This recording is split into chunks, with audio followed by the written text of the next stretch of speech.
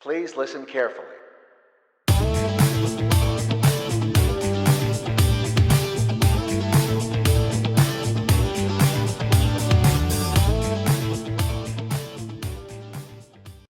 Hi listeners, welcome back to another episode of our brand new Scarecrow Book Club with our American colleagues, Gail and Craig, talking about another book in the Scarecrow Library. I've got Si with me today to introduce the book that they're going to be talking about. Hi Si. Hi Jess, thanks for having me. This week, Gail and Craig are going to be talking about Don't Panic, the Absolute Beginner's Guide to Model-Based Systems Engineering. And why is this book special? It's special because it's the very first Don't Panic guide ever published by what was Encoder UK and is now the Institute for Systems Engineering. Fab. And it was written by yourself and fellow Scarecrow John. It was, correct.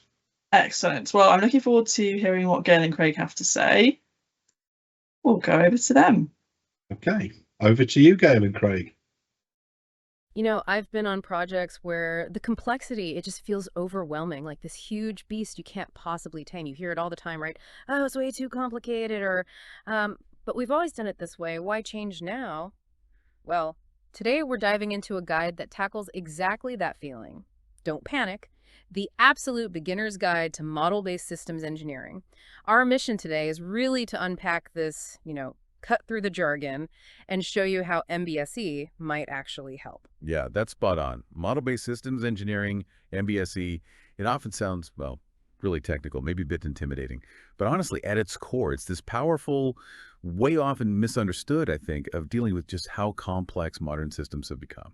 So yeah, drawing from John Holt and Simon Perry's guide, we really want to simplify MBSE, bust some common myths, and show you the surprising benefits. Okay, so let's get right into it. What's the basic why? For people listening who are maybe wrestling with projects spiraling out of control, what pain points does MBSE actually solve? Right. Well, MBSE directly tackles what the authors call the three evils of systems engineering. That's complexity, first off, then a lack of real understanding across the team, and finally, just constant communication problems.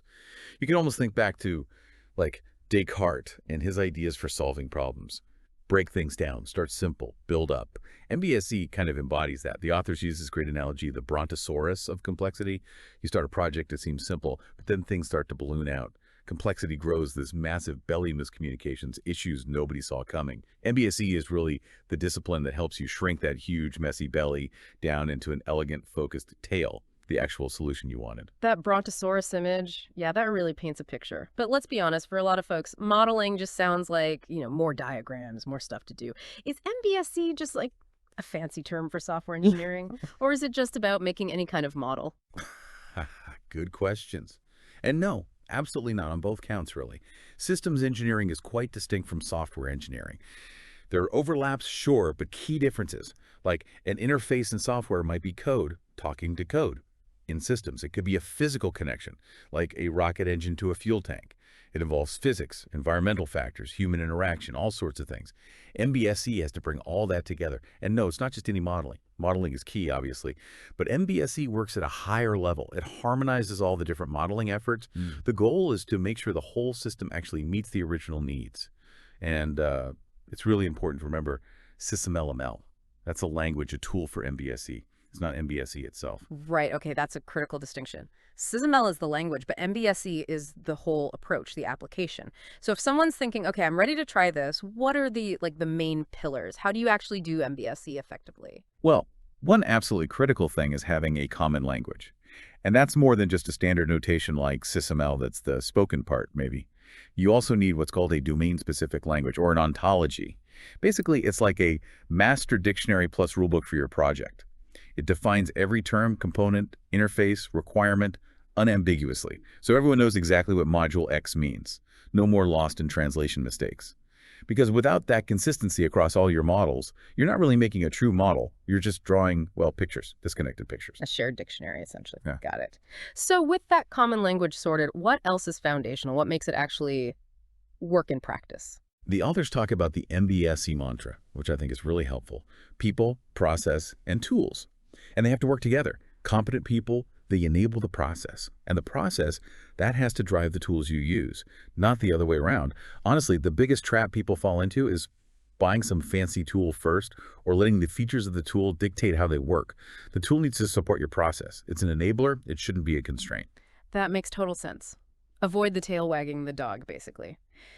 So we've covered the why and the how, but let's talk results. For someone listening, what are the real tangible benefits they could actually see if they adopt a solid MBSE approach? Oh, the benefits are quite significant. First, traceability often just comes free because your ontology already defines how everything's connected. So if one requirement changes, bang, you instantly see every part, every document, every test case it affects.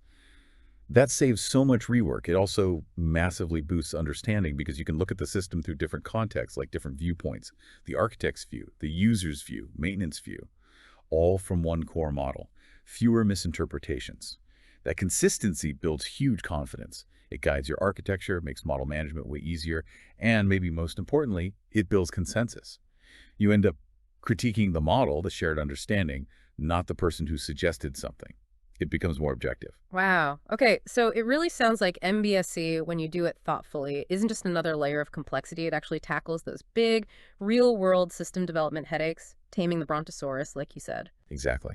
These days, the big question isn't really why should we model anymore. I think that's becoming pretty clear for complex stuff. The real challenge now is how do we model effectively and efficiently? And the key thing to remember is every single MBSE activity has to add value. If it doesn't, then, well, don't do it. Don't model just for the sake of making models. That's a powerful final thought. Model where it adds value. If you want to explore this topic more, definitely check out resources like INCO's UK for further deep dives into model-based systems engineering.